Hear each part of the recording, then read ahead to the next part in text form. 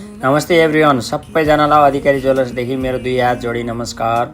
आज हजुरहरूको सामु म घाँटीमा लगाउने मङ्गलसूत्र, सिक्री, पेन्डलहरूको केही डिजाइनहरू लिएर आएको छु। धेरैजना कस्टमरहरूले भन्नुहुन्छ कि डिजाइन धेरै हेर्नुपर्ने छ भने त अधिकारी ज्वेलर्समै जानुपर्छ।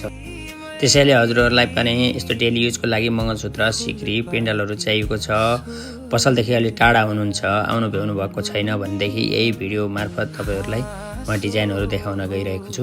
सकेसम्म धेरै डिजाइन देखाउने कोसिस गर्नेछु।